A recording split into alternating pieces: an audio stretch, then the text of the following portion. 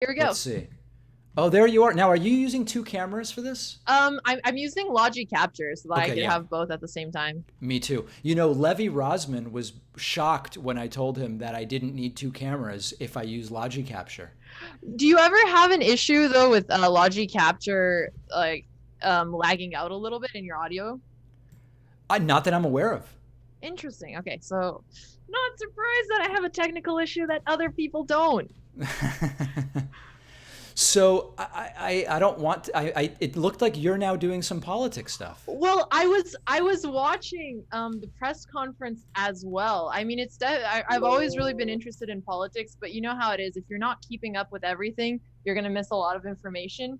Yeah. So I'm just trying to catch up again. But if you don't mind, can I ask a little bit about your thoughts on the press conference before we get started with the chess? Well, this was a brand new Trump. This was serious Trump. This was taking it seriously Trump. It's going to get worse before it gets better. And he believes in masks and blah, blah, blah, blah, blah. But this is like, this is desperation, basically. I mean, this would have been reasonable on February 6th, right? Mm-hmm. And so, like, now we have 2 million active cases. Now he's been getting shamed for 6 months for not wearing the mask. Now he's losing to Biden by 15 in some polls. So they came up with the idea of go up there and use that serious voice that he has, which sometimes he can hold together and so on. But it's none of it reeks to me as genuine. It just seems like desperation. Yeah, it seemed like he was way more reasonable in this press conference than anything Yes. you read about him and his views. So actually, this was the first one I watched all the way through, and I was really surprised. Yes. It's shocking. It's shock, but it's not real, you know. And the way you could see it come out was when he started getting asked questions. If the question wasn't like gushing praise, then he started to get agitated. And I mean, I don't want to, I don't want to upset your chat. I don't know what's going on over there, and No, everybody has you different. you can feel free to say whatever opinion you have here. What I've been trying to explain over and over to my chat here is like we're not here to attack anyone for their political views whatsoever. Right. All views are welcome. Some happen to be wrong, and I think it's important to mention those. No, but Trump keeps, on the stuff where he'll say we have the lowest mortality rate or something Right. like that, and it's like, well, hold on a second. Then he put up a graph that said case fatality rate. All that tells you is out of the positive cases, how many people are dying, and you can mess with that by doing more tests or doing fewer tests. You really want to look at deaths per capita, and the US is 10th in deaths per capita, and anybody who wants to can go to worldometers.info and just sort the countries by deaths per capita. It's like you don't have to take my word for it. In fact, you Mm-hmm. shouldn't. You should find it for yourself. It's not so good when it comes to the mortality rate here. It's actually quite bad. Right. We actually looked at one of the graphs that he showed up, and in the subtitle, it says during an outbreak of a pandemic, the CFR is a poor measure of the mortality risk of the disease, the case fatality rate. Right. And of course, what's crazy about that's not literally wrong. The problem is that when you have different degree, if you're comparing one country to another, you can't compare the death rate by looking at a metric that depends on how much testing you're doing. Like, does that make sense? Yeah, no, that makes a lot of sense. So, in terms of the data that he decided to show, I mean, it seemed like he was just going for the narrative to try and convince, his political base that he did a good job in his administration with COVID, right? Well, I don't know that he's trying to, yes, but I think he's trying to convince people that are not in his base. His base is voting for him no matter what. I mean, they think Mm-hmm. he's done a great job, so he doesn't need to convince them of anything. He's trying to convince other people who have been seeing him not take this seriously since day one that he's now taking it seriously. That's the game right now, because it's like Democrats are basically not going to vote for him. Republicans are. Independents have swung to Biden hugely, so he needs them. He needs them to come over. Interesting. So do you think what he's doing now is an effective tactic? I think it's too little too late. I mean, I think at this point it's like the guy needs to cure cancer, I think what's more likely to work is they try like we're investigating Hunter Biden for something and try to do like the sort of smear investigation or suppress voting or something like that. I mean, at this point it's like if we got a vaccine in the next few months, which would be amazing, it wouldn't be because of Trump. I mean, he'll try to take credit for it, but it might be too little too late. You have to remember, voting starts in 6 weeks. North Carolina and 2 other states, in 6 weeks, they start early voting and absentee. So it's like the election is now, basically. Right. Yeah, I saw that you're tweeting about how he messed it up so poorly that like you're afraid of some of the smear tactics he might end up using. I'm afraid of a few things. I mean, one, it's like I never want to overestimate the intelligence of voters. And some people might actually fall for him saying, like, hey, I did X or Y. Like, if Oxford University in England gets a vaccine, Trump will take credit for it. And some people might actually be dumb enough to think Trump had anything to do with that, which is crazy. But then, he was asked the other day, will you accept the results if you lose in November? And he didn't say yeah. He was like, well, yeah, I've got to see the results first, then I'll tell you if I accept them. Like, that makes me worried that he'll say on November 4th it was rigged, and then some of his supporters will go out with guns and it'll get very ugly. Right. We saw him say that during the debates. We saw him say that during the Chris Wallace interview. Yeah. It's a little intimidating to hear. I guess I'm just curious about your take on one more question. So let's say that Biden does get elected. Yeah. How much of a difference do you think he's going to be able to make in terms of how the U.S. is dealing with COVID? So it's a really good question because it takes a while to see the effects. So it's a disaster now because on January 20th, we had our first positive test, and South Korea had its first positive test. South Korea developed a test, and they isolated people with symptoms, et cetera, et cetera, et cetera. We didn't, right? Even into March, Trump was saying it's going to go away like a miracle, 15 cases will be zero, et cetera, et cetera. So if Biden takes over in November and he doesn't get sworn in until January, you really won't see the effects of what Biden is doing until probably late March. I mean, it's crazy, but that's the reality. The advantage of Biden would be during the transition period. Hopefully he would actually regain the respect of some other countries and start working together with other countries in a way that's not happening. And then if and when he was inaugurated, then you would maybe see us get to the testing level that we need. But these are going to be slow changes. Fair enough. Well, thank you so much for answering some of these questions. It's really refreshing to hear your perspective. And as I told you, I think on Twitter, I've been listening to a lot of your podcasts ever since I saw that you were announced for PogChamps. Thank you. I appreciate that. Yeah, I think it's great you're doing some of this stuff. I mean, it's certainly at some risk. I mean, I know that when non-political streamers get into politics, it can get very ugly. Right. And I mean, you're doing political content every day. How did you even get into being a political YouTuber? That's a good. How did I get into it? I don't know. I can't get out, but I don't remember exactly how I got in. I had a podcast and a community radio show years ago, and just started filming it and putting it on YouTube. It sort of just started like on a whim, and YouTube's a huge platform for us now. And I've only been on Twitch for like 9 months now, and that's a whole new world for me as well. But YouTube we've been on for a long time, and it just started by actually Cenk Uygur from the Young Turks told me YouTube could be big. Put some cameras in the radio station and start filming your show. Okay, well, yeah, and chat, for those of you who do have questions, on his podcast, he actually takes calls from viewers as well. And Yes. Those are always really interesting way to ask. And are you doing political streams on Twitch now as well? Is there anywhere viewers can come? Okay. I am. Well, if some of the mods can link his channel, that would be very appreciated, just so people know where to find David. And speaking of other cool things you do with your channel, I saw that you host chess tournaments for your listeners. We've done 3. Yeah, shockingly, I have a bunch of, maybe it's not shocking. I have a bunch of chess players in my audience. So even though I'm terrible, I found that I'll get like sometimes 700 people to play in my tournament. Eric Rosen has won 2 of the 3 tournaments so far.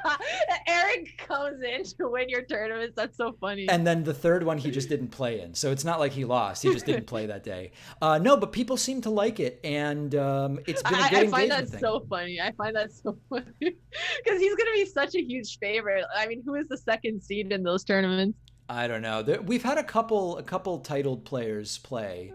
But shockingly high number of players, like 2,100 and above in my audience. I mean, honestly, they may not really be in my audience. They may just be hearing about the tournament somewhere else and just saying, I'll play.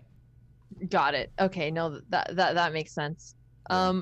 So for today's lesson, I was thinking that what might be helpful is I can match you up against somebody who has a similar rating to you, and from what I saw based on your chess.com and your elite chess, so you're around 1100, right? Sure, yeah. Yeah, and we could play a longer format game, and then we could talk about the plans together. And I think that's been very helpful from some of the past lessons. And then I'll notice your style a little bit more, so I could give some more specific pointers as well. That's huge. Okay, cool. Let me just quickly set it up so the scene is a little better. Here we go.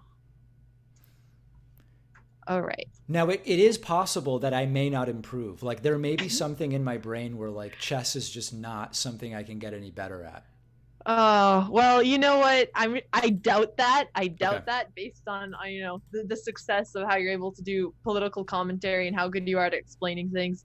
But what I'm saying, even if you lose in PogChamps, I'm not gonna blame you too much for it. I love it. And are you streaming on Twitch right now as well? Yes, I am. Okay, perfect. Cool. So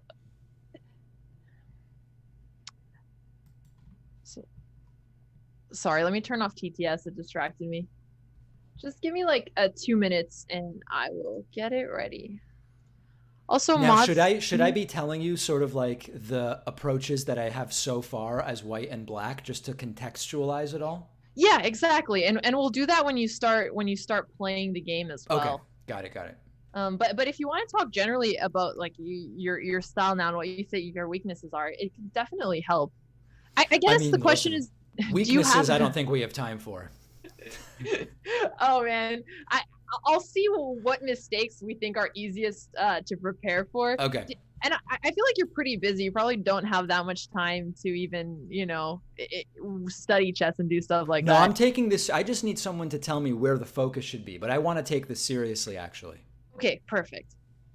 So I will definitely be able to do that. I'm just finding a 1200 rated sub who we can play against. Okay. And your Twitch is David Pakman, right? Yeah. Yes. Okay, perfect. So for the sub who I pair you up with, and sub if you're listening now also, we're gonna be talking. I'm gonna be adding time so that we can actually be able to discuss the plan. So don't be upset if you lose, whoever it is. Okay. Let's just find somebody. Oh, now I've heard reports that there's this guy, some people know him as Destiny. I know him as Stephen Kenneth Destiny Bonnell II, that you've done some stuff with him. Yeah, we've done some chess streams. Do you guys get along or? Oh, we get along super well. Yeah, there's drama now. Whenever I hear somebody say Destiny, I'm like, oh no, what did he do this time? No. We get along. There's pictures of us hugging on my Instagram, and I'm not joking. Literally, there's pictures of us hugging on my Instagram, and it's all great. Pre-coronavirus, obviously. Yeah. But there's been a weird thing because there's this other streamer, Hassan, and I guess Hassan and Stephen Kenneth are not getting along that well. And I've like opted out of picking sides, and it's complex. It's very complex. Because didn't one of the Young Turks get you into streaming? Into streaming? Sorry, into YouTube. Oh, Cenk. Yeah. So yeah. Hassan's uncle Cenk got me into YouTube. That is true, but that was so long ago.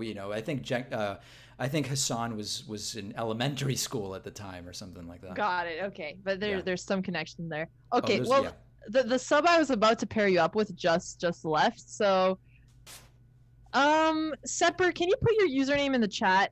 I'm going to pair you up with somebody a little bit stronger, but we're playing as a team, so I think it'll be fine. Sepper, can you put your username in the chat?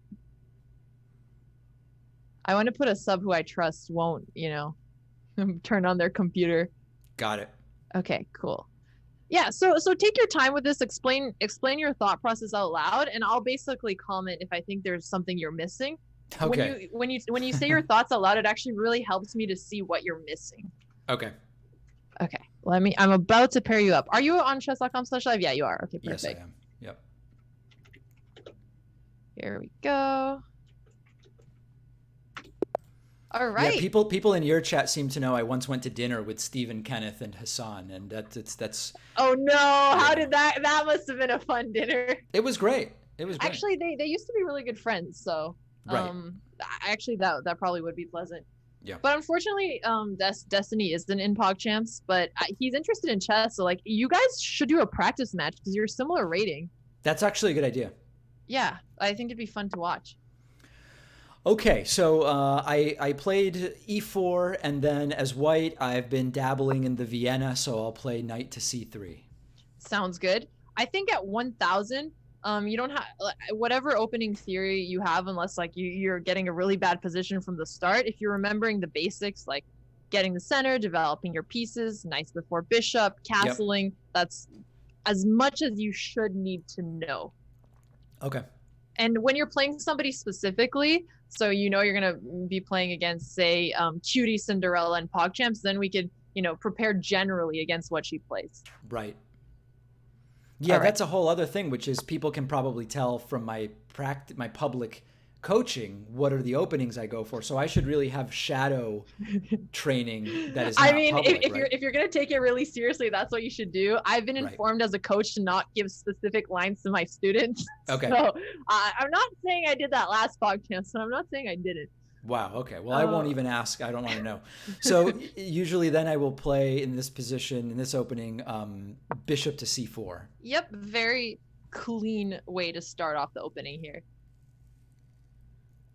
I'm guessing it'll get more interesting towards the middle game. That's where I find that a lot of new players start to struggle once they've moved on with the basics and they actually have to come up with a plan that is a lot more variant, a lot more dependent on how the position is.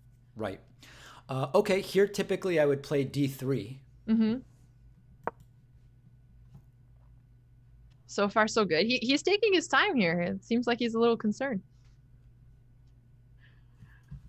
No, Sepper has been playing chess for a long time. Actually, he was on Chess Twitch back in like 2017 before it was big. Wow. Yeah. Okay, so now I often will play f4. Okay, you go for F4 here. Yeah. Have you always played that? Have you tried anything else? Um, not. I've not really tried. I don't have that much experience with the Vienna, so no, I've not. I've tried to go for this generally. Got it. Because F4 seems like a harder line to play. But you know what? Let's see how you've been playing it. Let's see how you've Okay. been playing it.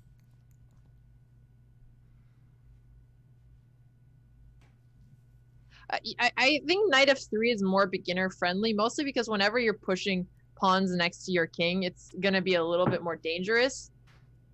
Okay. Yeah. Usually, often my next move here would be knight to Yeah. f3. Um, did Levy give you this line? Yeah, we went over this. That makes sense. If he taught you the theory for it, it's fine. I've always been a little bit more careful when I usually start with students, just because there's certain things that people are more likely to fall for. But if you know the theory, that's okay. If you're willing to put in the work and learn the theory. Okay, so now with the bishop on b4, I don't know that I changed my plan necessarily. I think I'd probably still play knight to f3. Yeah, that works. Knight f3, knight e2, they both look fine here to me in terms of just developing your knight and trying to castle as quickly as possible. Okay. Okay, and so now I actually am unsure about should I just castle because I have the opportunity, or should I maybe try to develop the dark squared bishop? Usually I would try to castle right away. The only caveat I would say is if you ever if there's a threat that you need to defend, like say if you castle, you're worried about him doubling pawns by taking your knight and having the Yep. two c pawns doubled. But that doesn't seem like much of a concern here because he's trading off his bishop pair and you'll be able to support d4 in the future. All right, so I'll castle.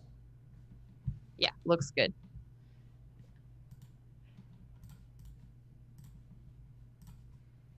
So I imagine he might want to castle here as well. I'm curious what your plan is going to be after you're finished with development here. Well, I mean, generally speaking, if he castles, I'd probably start advancing my G and H pawns. But maybe first I would move the dark squared bishop. Moving the dark square bishop makes a lot of sense to me. This is not a line that I know theoretically, but in terms of basic opening principles, it looks good. I think the only thing you need to be careful of is if there was anything tricky with bishop c5. If you bring your king to h1, he can try playing something like knight g4 and putting pressure on f2, but that doesn't seem like too much of a concern here, so I don't see any risk with continuing to develop your bishop. Okay, now, I mean, I guess the most natural move to me seems to bring the bishop to d2, although I guess e3 is an option.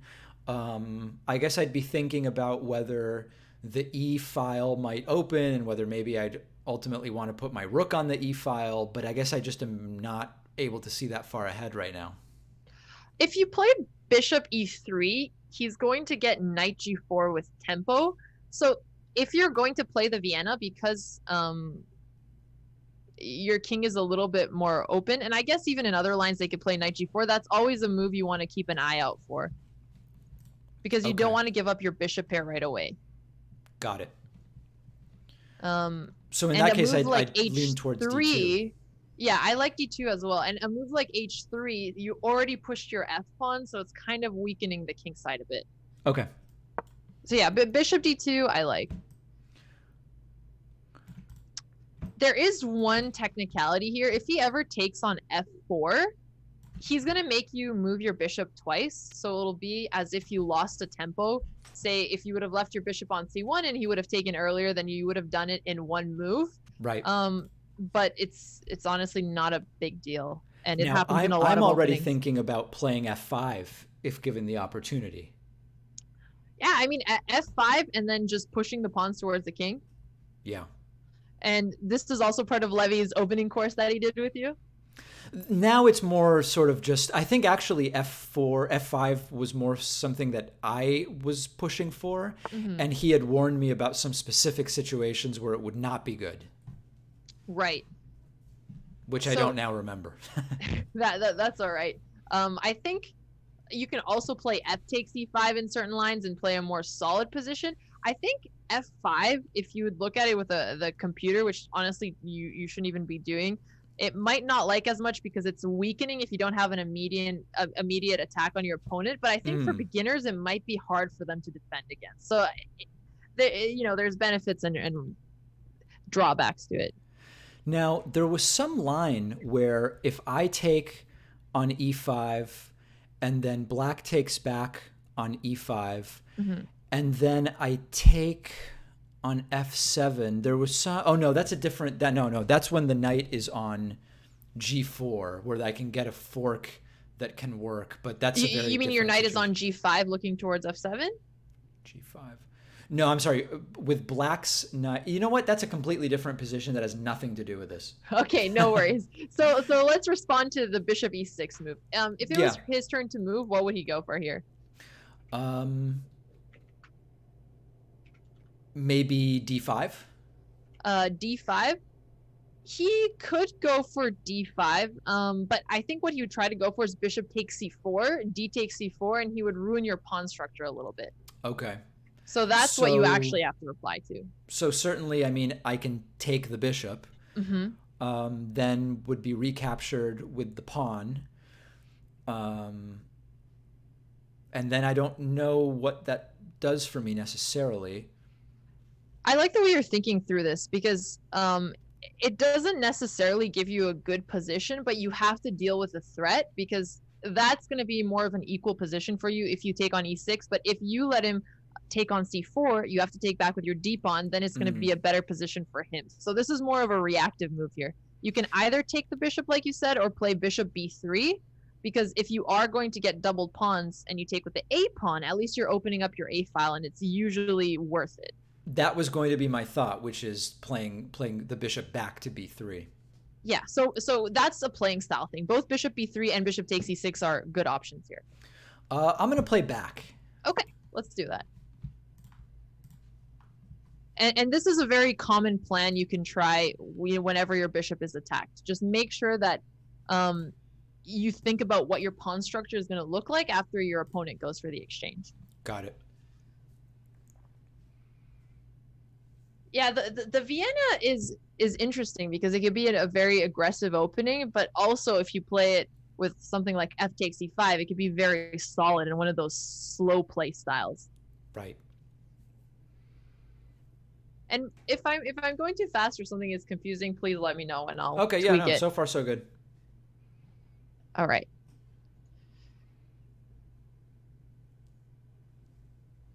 Now, should I be preemptively trying to get the king off of that diagonal to eliminate the possibility of some checks coming forward? Oh, I'm really impressed you even thought of that at 1,000 rating. From commentating on the previous PogChamps, a lot of people would miss things like that. Yeah, I think King H1 is definitely a move you want to consider in positions like this, but only if, say, it's very slow. Like if you play something like D5, that's an explosive move, you should try to think of what the threat from this move is, if there's any weaknesses because he played it. But if you played something slow, say like A6, then you could have played King H1. Right. Yeah. So in this case, I'm starting to look, and so I've got my pawn and my knight and my bishop pointed at d5. He's got the queen, a bishop, and a knight. So is that a square that I would want to take on? I mean, I'm immediately forking the knight and the bishop, but I'm not sure that in the end I really come out ahead. Yeah, so a good way to think about calculations is if you have the equal amount of attackers, so the bishop, the knight, and the pawn, as the defenders, knight, bishop, and queen, you'll just be trading material here, assuming, of course, that you don't take with a pawn and he takes with a queen. Assuming he takes back with material like a bishop and then you take back with a bishop. So then it would just be about thinking what the position looks like after that entire exchange. Yeah, exactly. And so whenever you're considering, whenever he offers a trade, you have the three options, right? You can sit, you can take, or you can try to get away from the trade. You can't get away from the trade here. You could sit or do another move, or you could take. So make sure you consider all of the options, because sometimes when somebody offers you a trade, a lot of players will get really tunnel vision and they'll only be focused on trying to just take it back. Yeah. I mean, I'm thinking of whether here I would want to play f5, because then the bishop either has to block the queen on d7 or completely get back to the 8th rank, and neither seems particularly good for black. F5 is a good move. I think you should go for it because it was your original plan. The other thing that would have been important to see here is that when he pushed d5, he stopped defending his pawn on e5. Ah, so I could take that. I could take Yes, the pawn, yeah. exactly. So that was a small tactic that was overlooked, but f5 and the way you explain the plan is also very strong. So I think we should go for that. All right, let's do it. Yeah, I actually do like your idea better, but we'll stick with mine just to see what happens. Yeah. Exactly. And often in the Vienna, if your opponent ever pushes d5, always make sure that he protected the e5 pawn, because it will be a common blunder where you could just take on e5 and be up material. Got it. Yeah. So here, what options would you say he has? Well, to either move the bishop back or to attack something of mine of equal value, like maybe, d4. Or other than d4, what else could there be? I mean, I guess d4 is what immediately strikes out at me as possible. Yeah, d4 is definitely a move that you should consider because he's attacking a knight. The other one could be bishop takes c3 if he just wants to trade off, because then he might force you to take back. Now, in that situation, would I definitely take back with my bishop in order to avoid doubling the pawns and to sort of have a diagonal that ends at h8? So if he takes the knight on c3, okay, which he just did. Yes. Okay, so here, whenever you have multiple options to take a piece, you should try to look at all of them. So here, what are the three pieces you should consider capturing? I guess the technically black bishop two on pieces. e6. Yeah. or the bishop on c3 with either my pawn or my bishop. Right. So which one looks better to you first? Well, I mean, my thought is if I take the bishop on e6, Mm-hmm. then I just lose that pawn potentially. Right now, I don't have anything defending it. Right. Although then I could, well, no. So I think I would leave that there at least for now. If I take with my bishop on c3, then that bishop could immediately be attacked with d4, Mm-hmm. which seems maybe not the best because then I immediately have to do something about my bishop. So maybe doubling the pawns is worth it in order to avoid having to immediately retreat with the bishop. I like the way you thought through this. I think obviously as you play with more experience, you'll be able to go a little deeper into lines. So f takes e6, the option you explained. If he takes your bishop on d2, you have an intermediate move, meaning that you don't respond directly to him capturing your bishop on d2, but you play something else first and then you take the bishop. Do you see what that move is? Would it be taking the pawn on d5, forking the bishop and knight? That's another good move to consider, but it's less forcing and it'll give him an intermediate move in response where he doesn't deal with a fork, but he gives you a check on e3 first. Okay. So the question is, if I take on e6 and then he takes my bishop, what could I do that's more forcing? Well, I could check the king by taking the pawn on f7. Yeah, exactly. And if you do that, then he has to take back, so you don't have the double pawn, and then you can recapture the bishop. Okay. I think I like that. Yeah, and honestly, the way you calculated was already extremely strong for your rating. But it's good when you have a coach to just push your calculation a little bit further, just so you get into the habit of doing Yeah. it. All right, let's go for it and see what happens. All right. He also has an intermediate move here, bishop d4, but I thought that one would have been pretty tricky to see, and you can still deal with it if he does it. Right. But intermediate moves are like a more advanced calculation that you always have to kind of keep in mind when you're going for trades or other tactics. Right. And if that intermediate move were to happen, I could choose to either give away. Okay. Well, hold on. So that I didn't really consider. Yeah, there's a lot of variations, and that's one of the most difficult things in calculating these lines. You don't have to look at one, but each one has like another set of variations in and of themselves.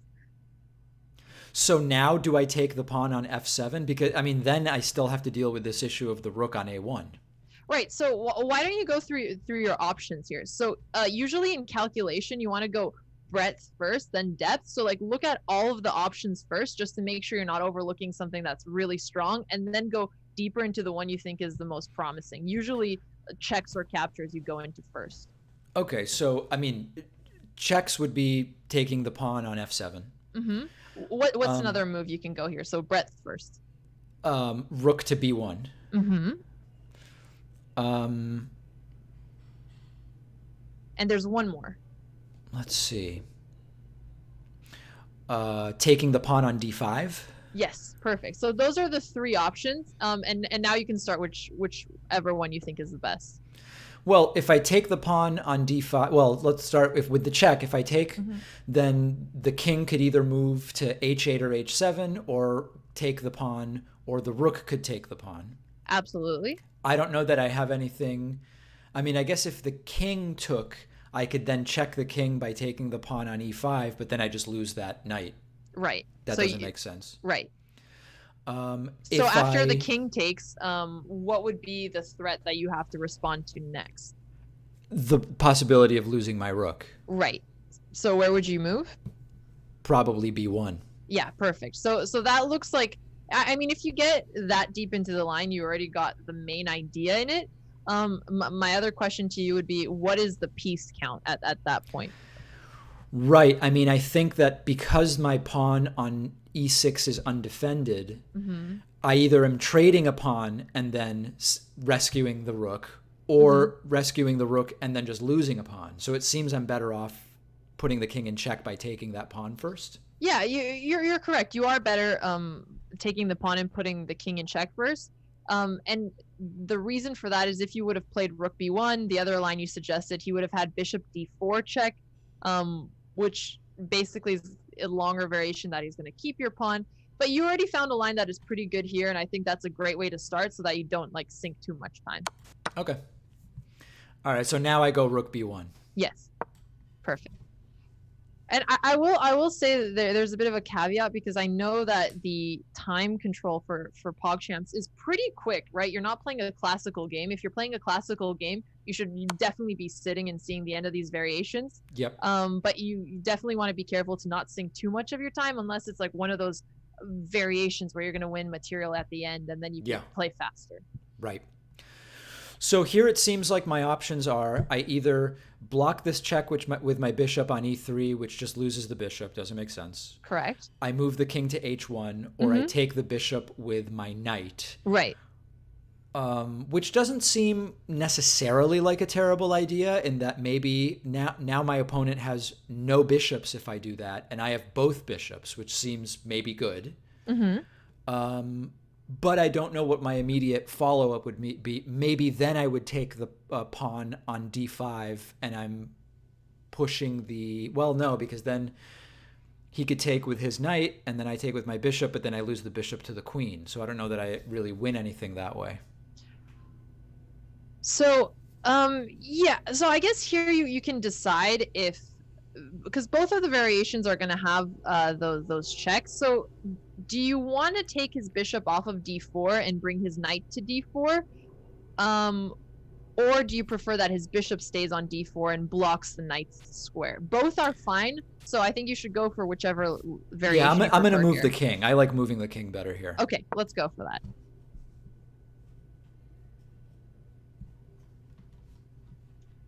I actually like this too. Usually, because if he had the bishop pair, the bishops work so well together that it's usually worth it to take one of the bishops. Right. But interestingly enough, like it's still bringing his knight to d4 would probably be more annoying because he would then put pressure on your bishop on b3, and he might actually take away your bishop pair. Right. Yeah. One thing I'm looking at here is my bishop on b3 being lined up with the rook and the king, obviously with this pawn in the way, and I'm trying to think of whether there might be some eventual way to take advantage of that. That's definitely what you should be keeping an eye on. And there's certainly going to be tricks there. I think he's probably going to have to blunder or something like that, but this is a very common position where you see your opponent blunder just because it's so tricky to deal with that pin, and his king is actually less safe than yours. Now, what about c4? So c4, your idea is you want to open up the center because you're putting pressure on the pin, right? Yeah. I think c4 is definitely an interesting option. So we can consider that after his next move. With c4, one of the tricky things is, I guess, if he moves his king to h8, then you're not going to have the pin anymore. But if he doesn't, I think your plan is actually pretty good. Well, that's interesting because if I go c4 and the king moves to h8, now I'm in... Okay, well, now there's one more piece there bearing down on that square, but it would have been maybe an opportunity to take the pawn myself on d5. Right, because then he has to take with his knight, and then he has yet another pin. Yeah, right. Okay, well, not an opportunity anymore.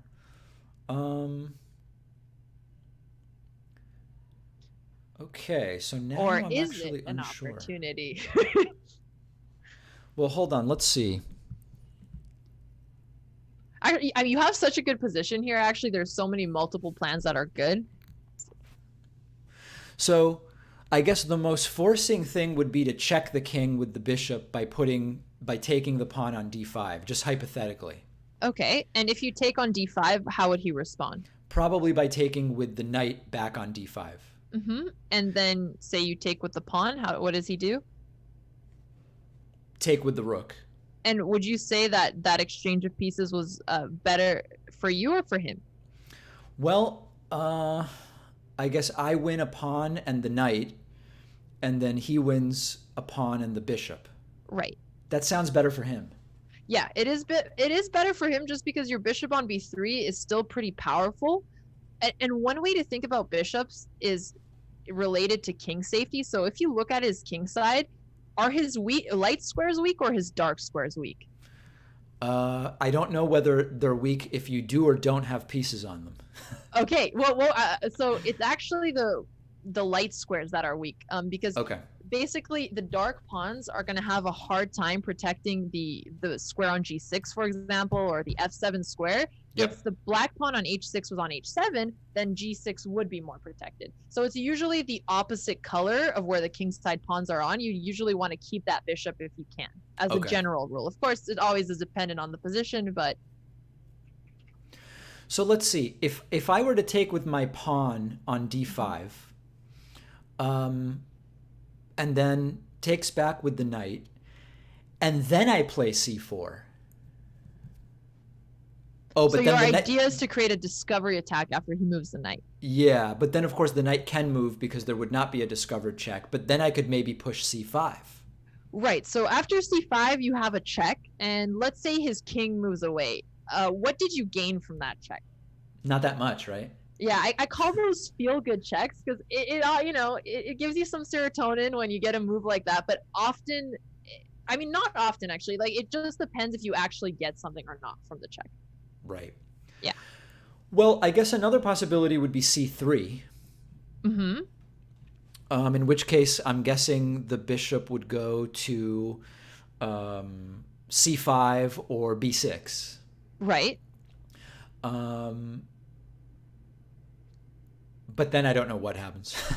That's fair enough here. So, so one of the weaknesses, I think this is going to help with plans generally and in this position. It's often helpful to think of like what are the differences in the position. So here he has the weak king side. You notice that there's that pin on the pawn. There's also a difference in pawn structure. So he has the d5 pawn and the e5 pawn, and those are called hanging pawns. I mean, they're acting like hanging pawns. They'd be hanging pawns if there isn't a pawn on c7. That just means that they have a tough time defending each other because there's only two. So if you get rid of one or you make the other one move forward, then the other one is going to be very vulnerable. So what I'm saying with that is if you ever take on d5, then all of a sudden e5 is an isolated pawn. Right. So there's the possibility of maybe taking on d5 and then rook to e1 after the knight takes my pawn back. Yeah, that's a great option. Or you could even go with your plan of pushing c3 first if you want to kick the bishop out, and then taking on d5 and putting pressure on e5. Let's try it, and then in the intermediate, we'll see what the reaction is and if my plan gets interrupted. Yeah, no, I really liked your c3 plan because it is a bit annoying to have a bishop in the center of the board. And when you push c3, you're controlling d4, you're controlling b4, you make it harder for him to push his pawns forward. So I do like that plan. Nice.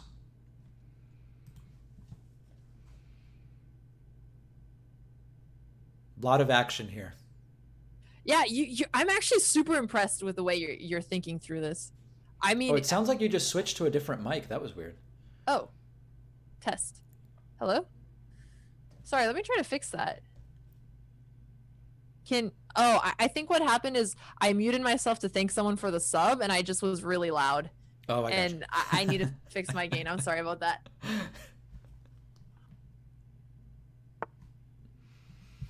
Okay, so one of the two moves that we had talked about. So now I'm thinking take on d5 with the idea of rook to e1. Yeah, I like that plan a lot.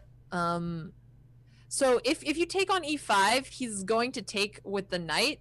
Right. And then you can continue putting pressure on d5. It's very straightforward. You're continuing with what you started, and you're putting pressure on his one weakness here. I like it. All right, let's do it. Now there's also here the possibility if he takes back on d5. Oh, well, we had already talked about me going then d4 or c4. In the end, I don't really gain that much. Right. It's tempting. It's tempting to just kick away the knight, but I actually, it was interesting that you realized that c4, c5 didn't do anything before I even said it. Yeah. Now with the bishop on b6, yeah, it still doesn't really change anything about that. Yeah, but now you've created another imbalance in the position. And it's often about imbalances. So now he has that pawn on e5, which technically gives him more space in the center Yeah, because he has his pawn on one of the central squares, but it's an isolated pawn and it's also a target. So it helps shape your plan here. right.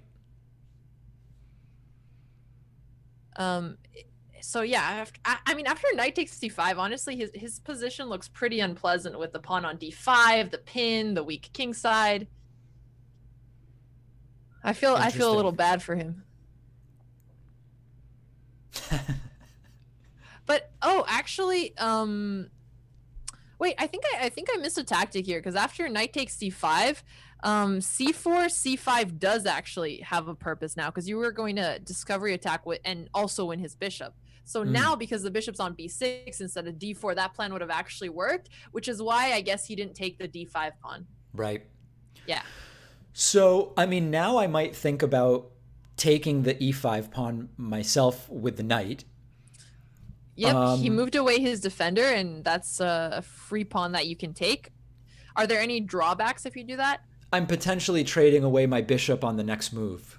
Right. But I would have, well, actually, it can't be on the next move because then I would take the rook. You could take the rook after he takes on b3, yeah. So which seems reasonable. it seems very reasonable to me. It looks like you're winning material. Yeah, I think I'm going to go for that.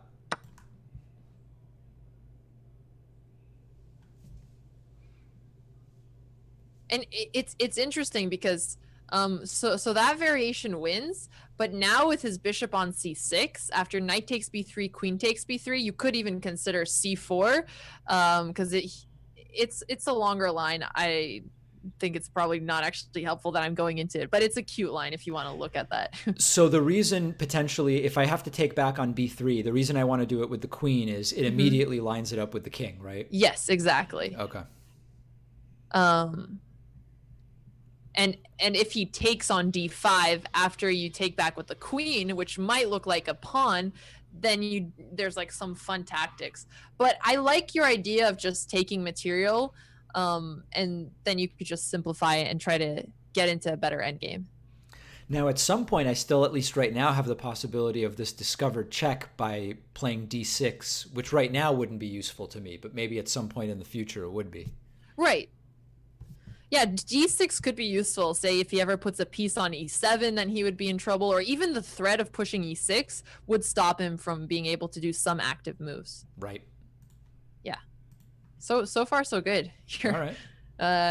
You're giving Sepper a run for his rating here. I'm curious, what would you say is the weakest part for you, or the most difficult between openings, middle games, and end games? It's. I mean, I don't know. It's kind of all of it, honestly. I think in the openings, it's that I will so I should take back with the queen, I think, here. Yes, yeah. Or take the knight, or take the rook on d7. Sorry, taking the rook on d7, winning material. Your original plan, I really liked. I think both of these are extremely strong, though. Okay.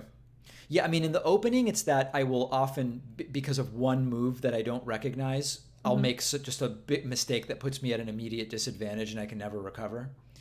In the middle game, it's usually missing some kind of tactic and ending up down a piece when I had an opportunity to maybe end up a piece. And then in the end game, I mean, the end game's a whole other situation. I don't know. Yeah, I feel like most people don't really think endgames are important when they're starting off, but sometimes people prioritize them so little that they miss some basic endgames. Yeah. Yeah. So I'm curious what he's going to try to do here, because you're threatening taking his rook on d7. He can't move his rook to e7 because of your discovery attack. He can move his rook to d6, which probably looks like the best square for him. Now, what about just taking my pawn on d5? What would you play in return if he does something like that? What would I play? I guess you get to answer that now. I'm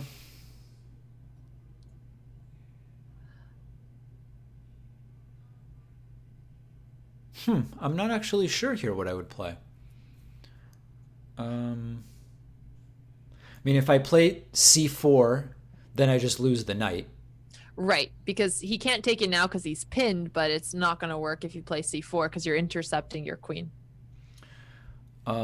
Is there any other way I could attack that rook? Not that I can see.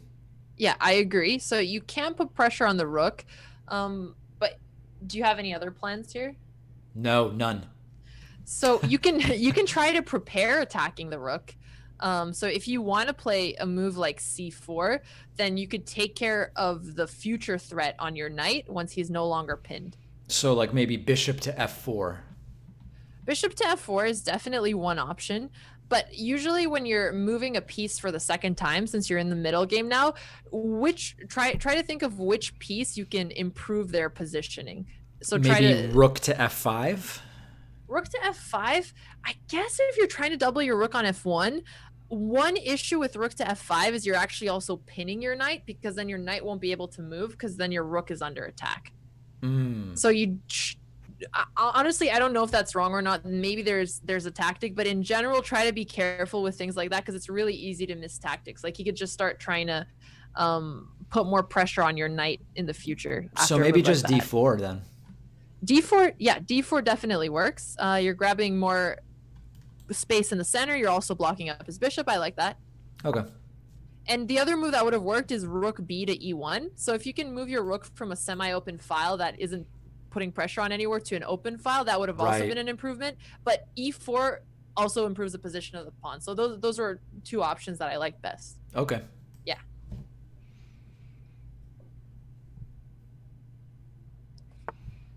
All right. Oh no. Oh, sorry, I gave it away. So breaks the pin there. Yep. But there is a fork where I think I win the queen, right? Yes, there is. He fell into a fork. I feel a little bit bad for him.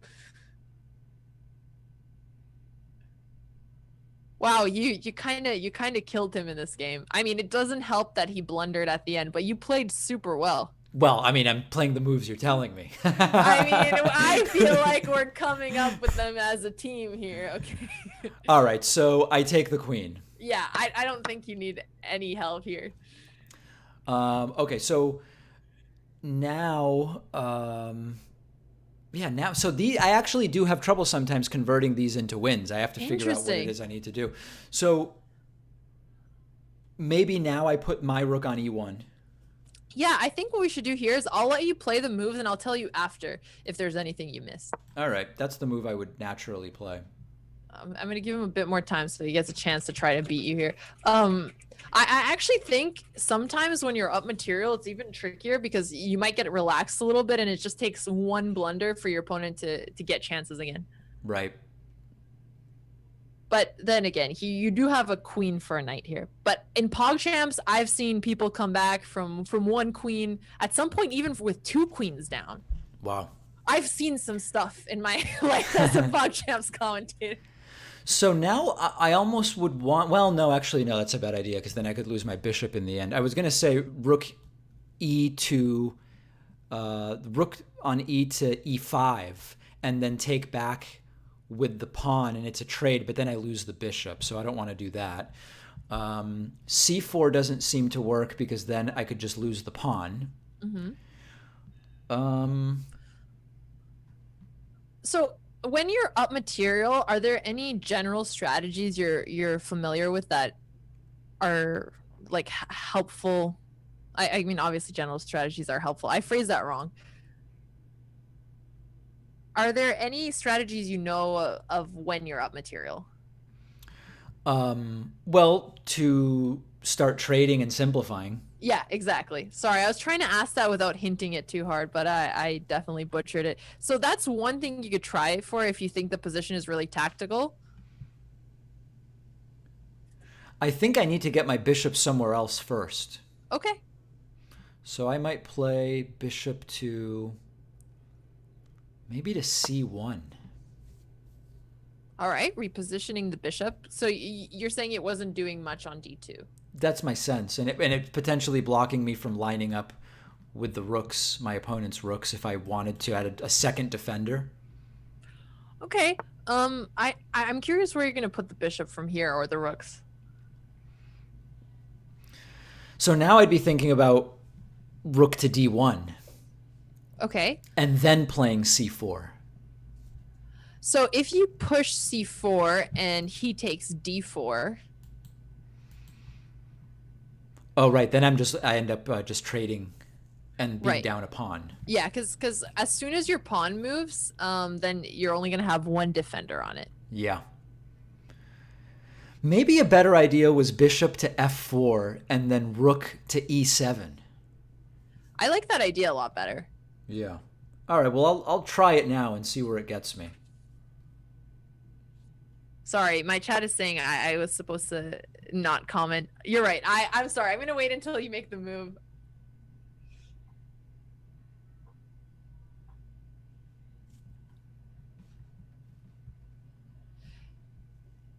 Yeah, so if bishop c1, rook d1, and c4 would have worked, as in your pawn was protected on d4, I think it makes some sense because you're advancing your pawns. Maybe it's not the most straightforward plans, but it would have worked. So the reason why that plan didn't work is just because you overlooked a tactic, which, happens to everybody. Now, I wonder if at some point there'd be an opportunity to sacrifice the bishop on h6. I don't have like an immediate check, though. I don't know how much I really gain. So if you play bishop takes h6 and he plays g takes h6, would you have any follow-up there?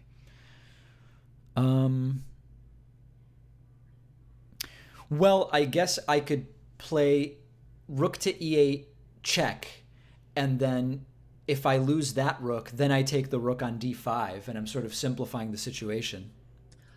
Almost. If you take the rook on d5, is there Oh any no, piece? then I lose my queen. Yeah, That's I don't want to give the specialty. queen away yet, right? Yeah, you don't want to give the queen away unless it's like a trade or a winning tactic. Yeah. I joke that it's called the Botez gambit when you lose a queen, because in rapid chess I blunder it often when I'm in time pressure. So before this rook move, I actually could have taken on h6. If takes back with the pawn, then I win the knight. But now it's defended. Yeah, exactly. You had that move since when you played bishop c1. I didn't want to say anything because it's a tactic. Yeah. But yeah, that would have been really winning for you. Another possibility would be taking the pawn on c7, then he would take back with the bishop, and then I take the pawn on b7. I mean, I'm losing material, but maybe it's okay for me in some bigger strategic way. I can't imagine what it is, but you're up so much material that something like that actually is still winning for you, and it's still fine. I feel like I would be teaching you bad habits, though, to say, like, yeah, give your bishop for 2 pawns. Right. But, if you're up this much material, you can go for things like that. So if I'm still leaning more towards putting the rook on e7. Okay, that's a solid move as well. I like the plan with rook e7. You're keeping the rook active. Putting the rook on the 7th rank is one of the best squares for the rook, especially combined with an open file. So, okay, now I don't want to move that bishop, but I'm inclined to maybe defend. And why don't you want to move the bishop? Because then I think it's mate, right? Yes, exactly. Just checking. Yeah. So, I don't know, maybe I would consider g3.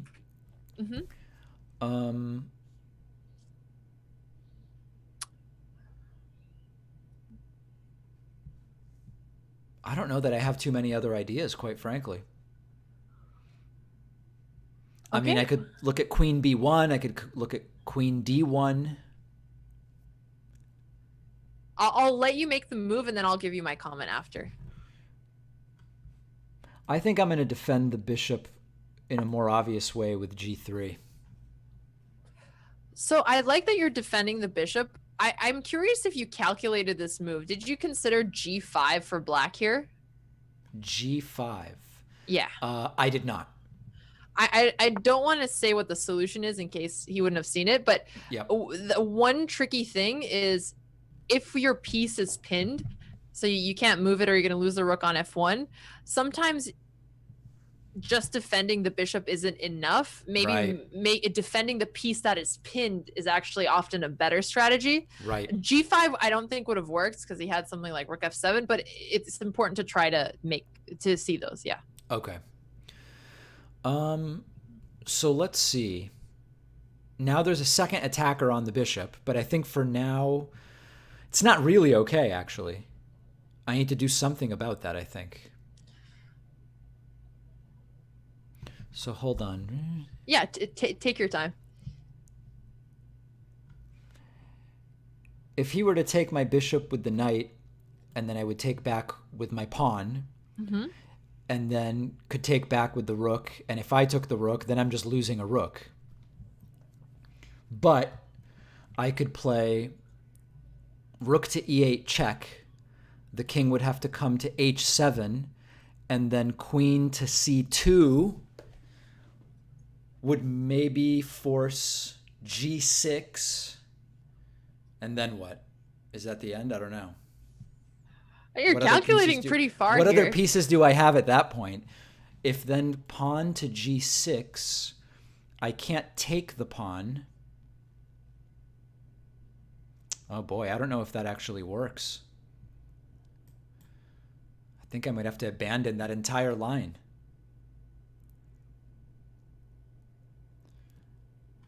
Take here. Is there a queen sacrifice that could work? I don't know that playing c4 gets me anything. I'm just encouraging that line that I just mentioned, which I don't know how good it is for me. Maybe I should recalculate that. Hold on a second. So, yeah, I'm just not talking because I want to let you be able to go through with it. Yeah.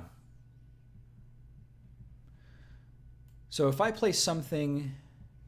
Oh, wait a second. Maybe I reinforce that square with rook to e4. Yeah, I'm going to do that. I think maybe that's the way to go. Okay, so rook e4 is a fine move. It's a little bit passive. What I will say is that in the line, you are actually just going to lose a pawn, not a rook. And losing a pawn in exchange for simplifying here would be pretty good. Okay. But again, it was hard to calculate it all the way through, but the line you suggested was actually very strong for you. Oh, wow. Okay. Yeah. So now I'm thinking of, could I push g4? What about forking with my rook on e5, and then if the rook takes, I take back with my pawn? Or even the knight. No, I think I like the idea of advancing the pawn more. Did you say c4 or g4? So initially I said one move would be g4. Oh, okay. The other would be putting my rook on e5 and maybe forcing a trade of rooks on that square. And then now I actually wonder if I can just play c4 as well. Now that I have f4 sort of more locked down, maybe. Yeah, I think I'm going to play c4. And also Eric Rosen, who won your arenas, just gave this channel a raid. So shout out to Eric. He must be watching the show as well. Thanks so much. Yeah, so I honestly really liked your rook e5 idea. Trading off the rooks was great. G4 was the move I didn't like because then you're no longer protecting your bishop on f4, and maybe don't want to give him a piece. Although you simplify so much, you could also win that way. Okay. And c4 made sense too. Sometimes all of the moves are winning because you're already up material. But well, see, I assume I can still manage to lose no matter what. Honestly, that's a very, very humble mindset and a much better one for being a good player. So I respect it. Okay, so now my rook is under attack.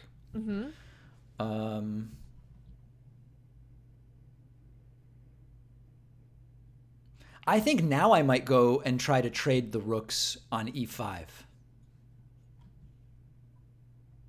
Trying to see if there's any downside. So if the rook were to go to g5 to avoid the trade, I would take it with my bishop. If the rook went to h5 to avoid the trade, I might play g4, but then the knight could take it. But then I would be able to take the rook on f8. So maybe that's not so bad. Now, what happens if we do trade? If I go to rook e5, rook takes, then I take, then the knight is attacked. I think I like that. I think that may help me. I'm going to try it. Yeah, great move. I think this is definitely the most straightforward way to try to win the position. Okay.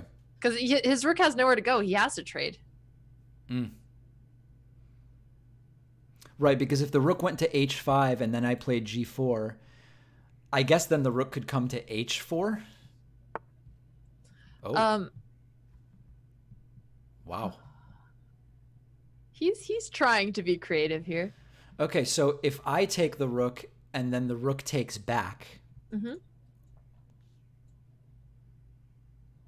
I don't know if that does that much for me. Let me evaluate this move with the knight now on g4. If there's any possible forks that I should be worried about. I love that you're thinking about that. Actually, well, so let's see. If the knight came to e3, it's forking. Oh wait, no, that's actually not that big. That's not a huge concern. Right. I just take it then. So I don't see necessarily a problem with this knight that I need to immediately deal with. Although if I played h3, the knight might end up back on f6. If you play h3 right now? If I play h3 right now. I just don't think it makes any sense. I think there's probably something better. Do I want to... So if I force the rook trade on f5, then my bishop is kind of stuck, because if I move it, then I'm giving away the rook on f1. So that doesn't seem ideal. What about if I play queen to d3, pinning that rook? I think I'm going for that. Although then is there a fork I need to worry about? I don't think so. Yeah, I'm going for that. Okay, so oh, okay, queen d3 first. Interesting. I thought you were going to take on f5 first.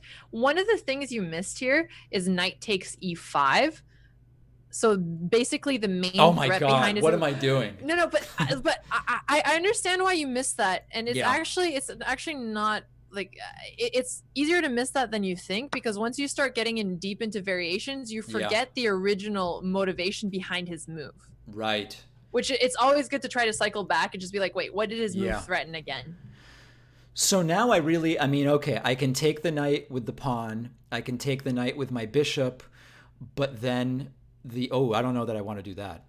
Because then I think I could have a problem on f1.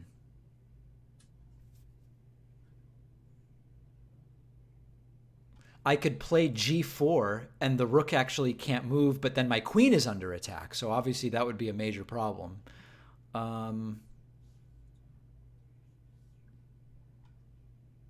Wait a second. If I take with the bishop... Oh, right. The rook is pinned. Okay, because otherwise it's getting very, very ugly. I think I take with the bishop here. I think I'm going to go for that. Right. Yeah, the key was to see that his rook is pinned and that he can't take on f1. Yeah. Perfect. Okay, so now the rook is no longer pinned. So now if I take the rook and takes back with the rook, then I probably play g4. If I play g4 now, the rook could take my rook on f1, and then if I take with the queen, then I just lose the queen. So that doesn't seem good. Right. Oh, let me fix your whoops, clock. I'm almost out of time. No, I'm fixing it. Sorry. I forgot. There you go. My bad. Just to get you a little nervous, to have more of a competitive environment like PogChamps. Maybe I move my king. Maybe I add a defender to f1 with my king. That's a possibility. Or also looking at c5. That really just pushes the bishop, I guess, somewhere else. Not that many options for it. This is all of a sudden getting a little more difficult than I thought. Yeah, it's still tricky. You have to be careful.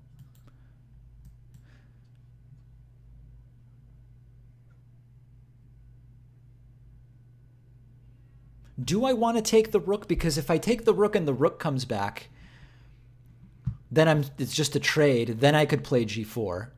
And if the pawn takes back, then the pawn is pinned and the rook is kind of blocked.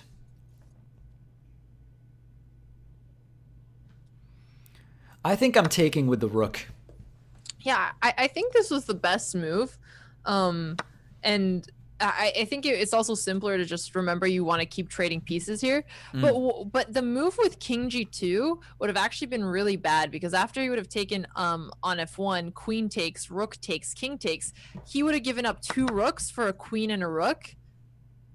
So that would have been a better position for him. Okay, all right. So now I guess my top choices that I see would be G4 or C5. C5, I mean, I'm advancing a pawn, but the bishop gets out of the way. I don't know that I do that much for myself. Although it would, well, depending on where the bishop goes, maybe C7 would be hanging, but I don't know that it's my primary strategy right now. So what is your primary strategy right now? I guess it's to try to put the rook in a more problematic situation. And if the rook's in a more problematic situation, what would your advantage be there? My queen is still lined up with the king. Okay, and your queen is lined up with the king, so you think you'd be able to get some kind of attack? Potentially, although I couldn't tell you what it would be. Got it. I'm just clarifying your plan here. I'm still not going to comment until after you move. I don't want to move the d pawn because right now it's defending the bishop. Maybe I just start moving the h pawn, although I'm not sure exactly to where. I think I'm going to go with h3. Got it. So, I mean, h3 is kind of a passive move here. Yeah. I'm still not going to tell you certain plans because I don't want to spoil this game. So I'll continue listening to how you're thinking through this. But I'm taking a couple notes to share. I'm thinking g4 would be a possibility next. Okay. So to push his king away, his rook away. Yeah. I'm curious to see after g4 what the plan is after. I'm as curious as you are.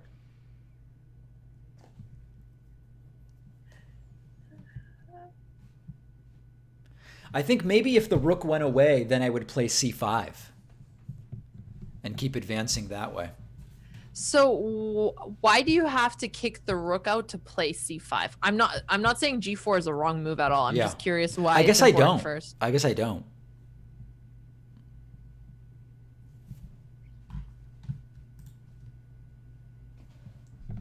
This could get ugly. it actually, like, he's managed to get some material back here. Yeah. And it can be tricky because it's a rook versus a queen here. Do you know how to actually? It's very unlikely to happen, but king and queen versus king and rook endgame. No. Makes sense. I think that I do. I mean, it ends with me losing. Is how it ends. No, you'd at least draw it. Come on. Are there any endgames you've studied, like king and pawn versus king?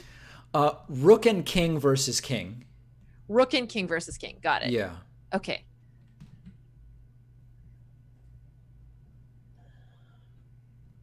He's taking his time here. Sepper, you're still around, right? I think he is. He's probably just trying to increase his chances. Yeah, I'm thinking g4 doesn't really do much for me.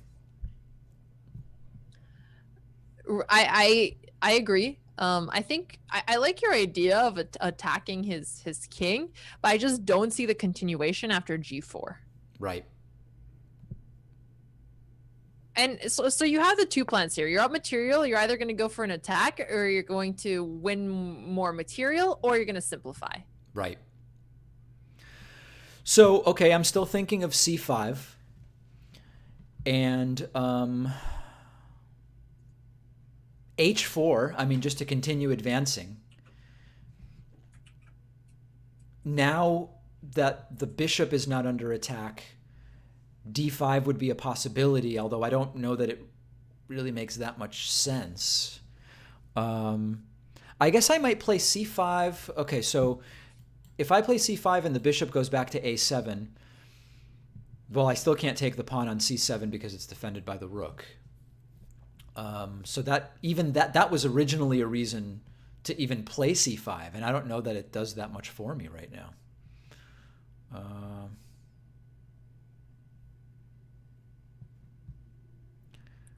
And also, if you prefer me to comment right away, let me know. But if you're okay with this format, no, this is good. The other thing I'm looking at is queen to b3, lining the queen up both with the bishop and the rook, and then maybe later playing c5. Ooh, that's sneaky. But then I am no longer defending the f1 square, which seems like an important square to defend right now. If the rook were to come to f1, then I'd have to play king to h2, and then the rook could go over to a1, although that would then be defended by the queen, so that's okay. I'm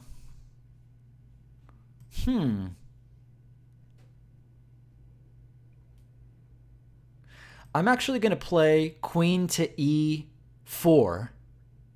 Wait, no, that's not so good either. Because there is an undefended pawn right now, but I don't know that that pawn is really going to be the focus of this game. Wow, I'm really unclear here on what to do. Well, it's a good practice then. I could move the bishop to f4 just to block the file because it's defended by the pawn, and then I could start to figure out some other strategy. And then I don't have to worry about the queen having to defend f1 necessarily to avoid, some kind of a potentially ugly situation there. But it seems weird to do that also. It just seems unintuitive.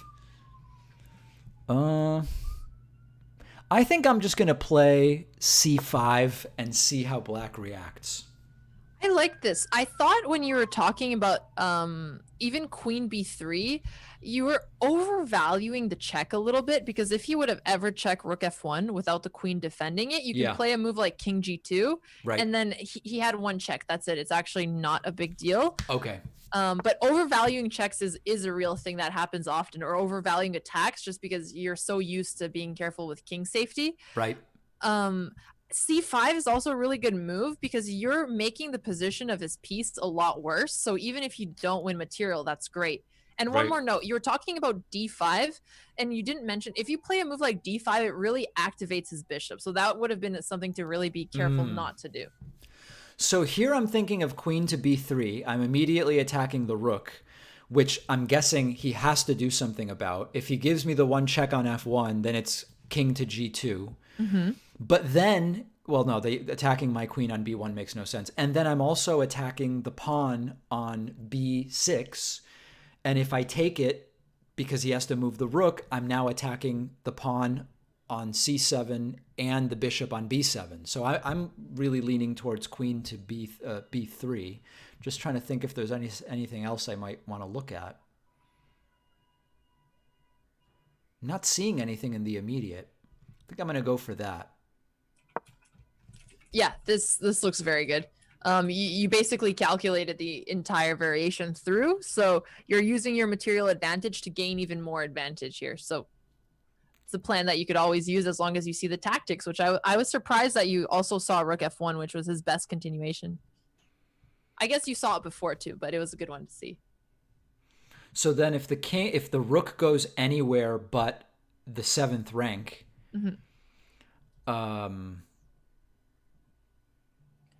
well, actually, no. My upcoming move is not going to be a check on f7 because the rook, one way or another, is going to be defending that square. Right. Anywhere he goes, he'll defend the square. Yep.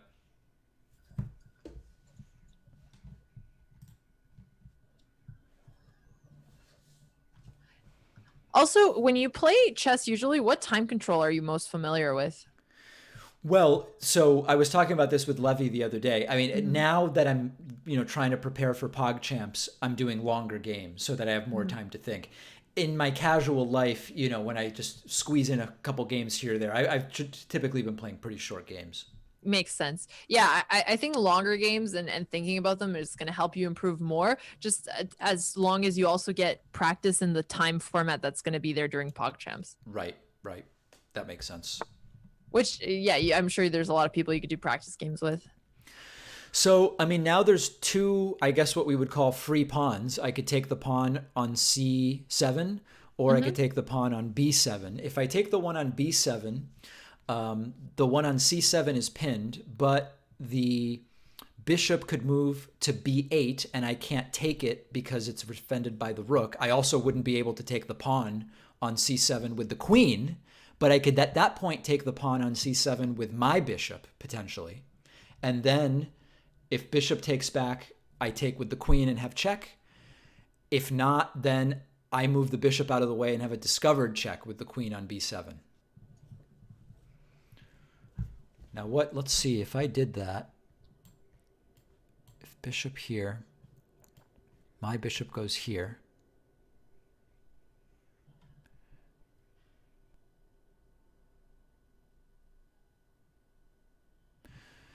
Okay, well, if I take the pawn on c7, then what, right? I mean, I guess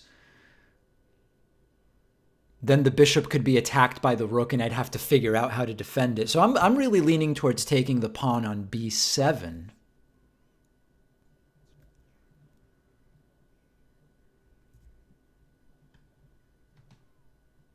Yeah, I'm going to go for that. And then if the bishop goes to b8, I can also take the pawn on a6 if I want. Although then then that would be okay, actually, I think. I like that there was 2 possible pawns you could take and you calculated through on all of them. That is definitely really good practice.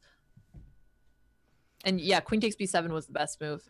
So this seems like a free pawn on c7 because if the bishop takes it, I think that I just have to do that because if the bishop takes it, I take the bishop back with check. If the bishop doesn't take it, then I take the bishop with a discovered check. The king would have to go to either g8 or h8. If g8, I have check on d5. If h8, I don't know. But maybe I figured that out later. Or I can just take this pawn on a6. And then if c6 and a discovered attack on my bishop, I can still take the bishop. I'm just trading it. I'm no longer defending it with the queen. Yeah, I think I'm going to take with the bishop on c7. And then, yeah, the only move you didn't calculate was rook f7. So the way he could have defended the piece and try to like pin your bishop, it was still winning, but just one small thing you overlooked there. Everything else was good. So now I guess, okay, so if I take the bishop on c7, it's a check. If he defends with the rook, I just take the rook. So I don't believe he would do that. Mm-hmm. If king to g8 or king to h8, then maybe I take the pawn on a6 or start pushing my pawns forward. I mean, I think in either case, I have to take this bishop here. Yeah, you've been just playing this really accurately since you moved c5 and queen b3. So now it's a question of, do I start pushing my c and d pawns threatening to promote, or do I start moving my g and h pawns? That's a good question. There's one correct answer between that. There is. You'll win regardless, but there's one that's generally always correct. I think I'm going to start pushing for promotion. Yeah. So whenever you have passed pawns, you want to prioritize pushing those. Okay.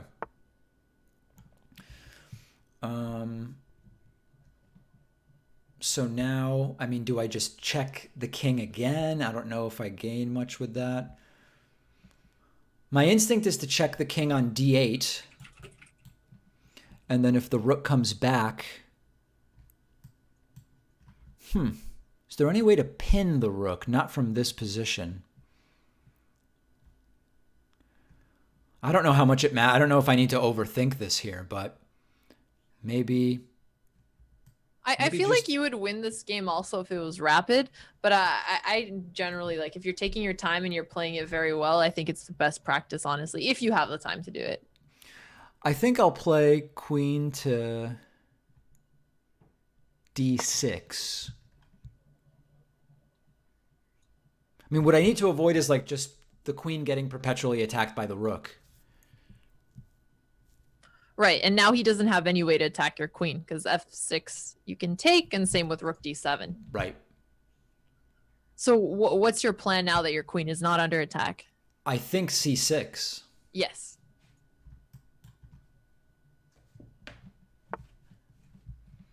Sepher is suffering with this game. I don't think I gain anything from the check on e5, so I'm just going to push forward. Yeah, exactly.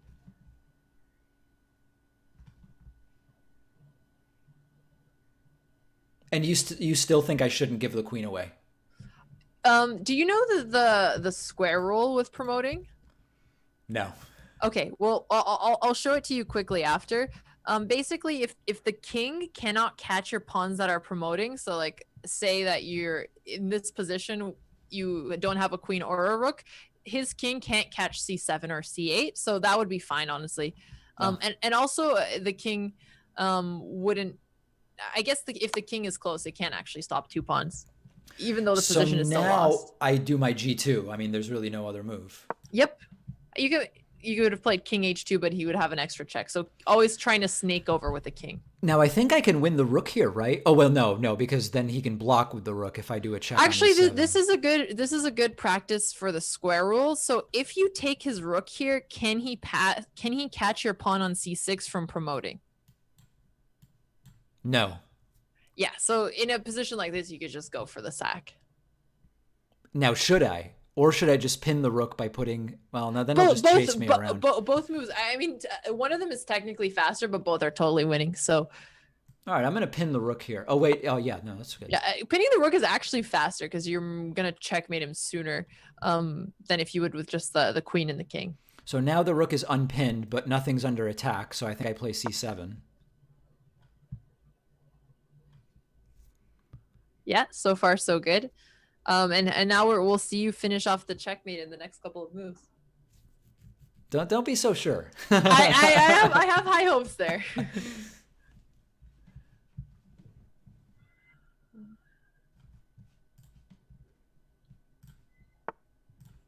Yeah, he doesn't really have options here. He's kind of just waiting. All right, so I think I promote.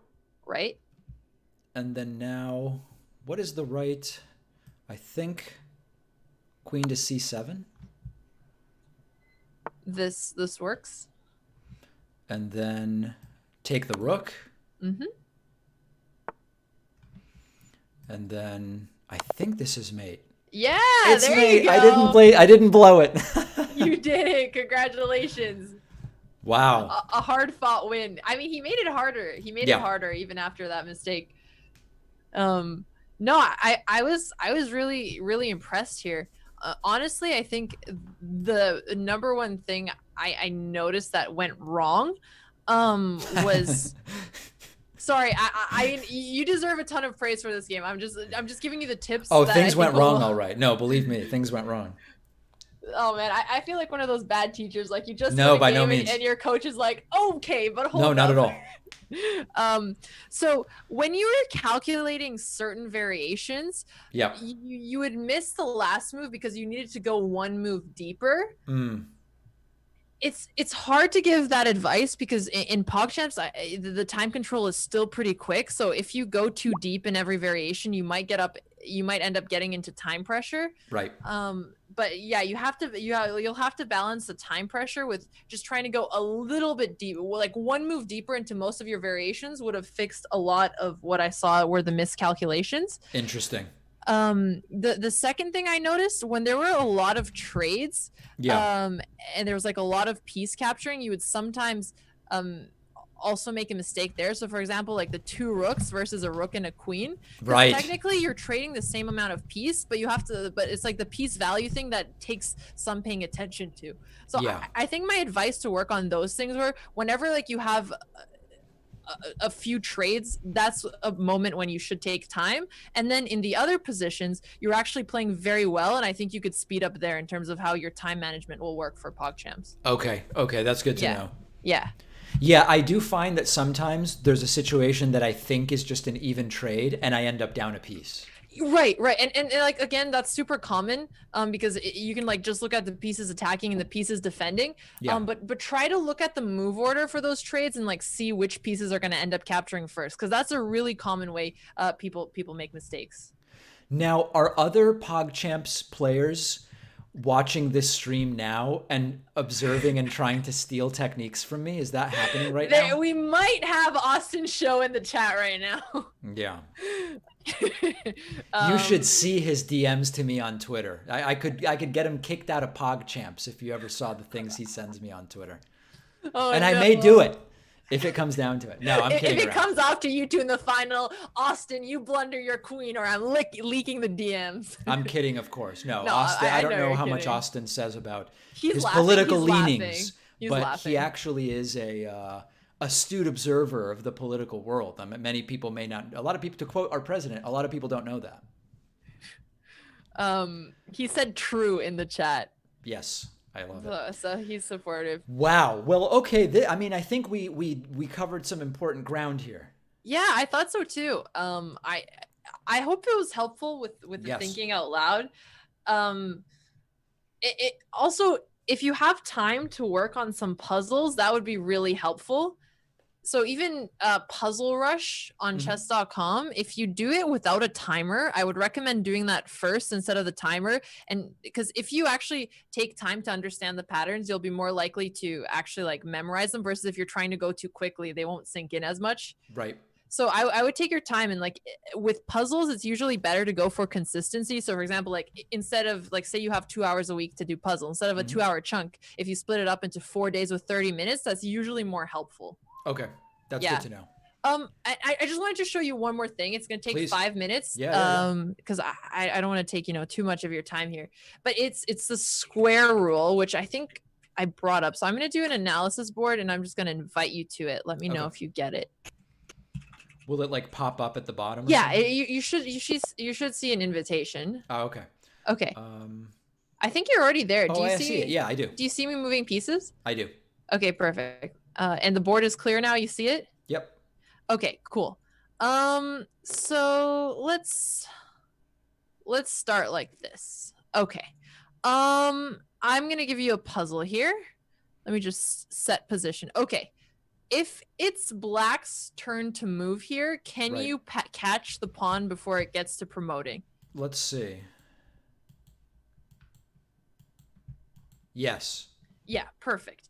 And the quick way to calculate that is basically, so to draw a square, so 3 squares away and also horizontally. And if your king is to move and it can get into the square, you can catch the pawn. So if it's White's turn to move here, you can't catch the pawn because then the square becomes smaller. Right.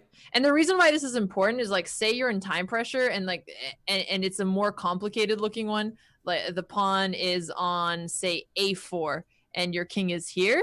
Right. It's a lot easier to calculate it if you know this rule, because often you'll have to decide if you want to trade into a position like this. Right. Because a lot of endgames is thinking about what the final position will be and if it's a draw or if you have winning chances. Right. And I should be aware of what checkmate patterns, if I'm lucky enough to ever get into a position where I might be able to checkmate somebody during PogChamps. Yeah. I would want to know if I can sacrifice something but get myself into a checkmate pattern that I'm more comfortable with, it may be worth it. Exactly. Because for example, like let's say you're really down in a game, right? And you somehow get into this position, or you see that you can get into this position. Right. So you're down a pawn and a bishop. Is this endgame winning for White, or is it drawing? Now that I have no idea. Yeah. So, or I mean, okay, I don't know. I guess I might put the bishop. Let me put the king here to make it easier. Oh, hang on. I need to put the king on the other side. I was setting up the board and I thought the pawn was going this way, which. Oh. So, 1 second. Let me fix now this. I don't know what's going on. Yeah, no. That's on me. Hang on. Let me fix this. Okay, here you go. All right. This position, because the pawn is going that way. I believe if played correctly, this is winning for White. This is actually a draw. Right. Okay. Now, this also depends on Black playing perfectly, right? Right. Okay. But this is just one of those examples, because like imagine you blundered a bishop in your opening, but you know that if you keep one of the pawns on the side, you have a drawn position. That's where some like basic endgames are really helpful. Wow. And we can also do like a second stream where like I'll just prepare like some of the most basic endgames to just teach you the concepts. I don't know if that'd be helpful, or I could just send you a link that you could look after the stream. Either way, I mean, let me put it this way. I think if I'm going to have a shot at this thing, we might need at least one more stream. Yeah, no, I thought the lesson was really fun, and I'd be happy to. I'll just explain this endgame. So basically, the White king can just keep shuffling back and forth, and you cannot kick it out. The reason you can't kick it out of h8 is because you can't check with a light squared bishop. Okay. So if you had a dark squared bishop, so a bishop that's on the same color as your promoting pawn, then this would be winning for White. Okay. So Yeah. that's the key to look at. Yeah, so that's the key in positions like this. But if the pawn is anywhere else that's not on the side, so say it's on g3, Yep. then it's always winning for the side with Got it. the pawn and the bishop. Got it. Wow. And I think it's just been revealed. Are you Canadian? Yeah, I'm a Canadian American Romanian. Oh, okay. Yeah, I just heard a little bit of an accent in there. Oh, you heard it. So I actually have a Canadian accent? I mean, or I just got a lucky guess. I don't know. No, I mean it comes out sometimes. I have a couple A's and abouts that slip out. Right. Right. Nothing wrong with. I love Canada myself. I would love to go to Canada right now and just wait the pandemic out in Canada, to be totally honest. I've actually been thinking about that because I'm in New York now, and obviously, like, most places are closed. Like, even going for jogs, you're wearing a mask, and it's so hot, you feel like there's a sauna on your mouth. And Canada has been doing much better. So Yeah. I don't know. Montreal, one of my favorite places. I was actually in Montreal around this time last year playing a tournament there, and it was such a lovely city. It's great. It's the best. Where are you at right lots now, of by the way? Canada's great. Lots of Canada's great. I don't want to. I'm not like doing this Quebecois supremacy stuff or anything like that. Yeah, don't worry. The Canadians are not going to come after you, and if they are, I feel like they're not the most terrifying people. Yeah, no, I'm in Boston, so it's just like a 5.5 hour drive to Montreal. Oh, okay, that's not too bad at all. Yeah. All right, good. Well, I'm going to study some of these things, and then we'll evaluate what the next step is. But I think this has been amazingly useful, and hopefully the people watching your stream are not furious that time was devoted to this. No, I think people were learning alongside with you because a lot of people in the audience have a similar rating. So I hope it was helpful. Yes. Yeah, if you ever have questions, feel free to also like ping me off stream and I'll just send you like some articles that are helpful. And I'm looking forward to seeing your progress in PogChamps. I hope there is progress. Yeah. I hope there is progress. Yeah. All right. Thanks so much. I'll talk to you soon. Likewise. Take care. All right. See everybody in Alexandra's chat. See ya. Bye. Okay. Wow. What an incredible lesson there. And I am actually going to be in recovery mode from taking in so many high level ideas. And I know that sometimes that phrase is used when it's idiotic. But I actually am going to be in recovery mode from some very high level ideas. And in fact, it's the churning of ideas, just churning of ideas that I am going to be looking at very, very powerfully. All right, guys, this is stream number 3 for me today. So that's going to do it. I love that we've surpassed 39,000 followers on Twitch. And then at some point in the future, we will get to 40,000. So let's actually raid Alexandra Botez.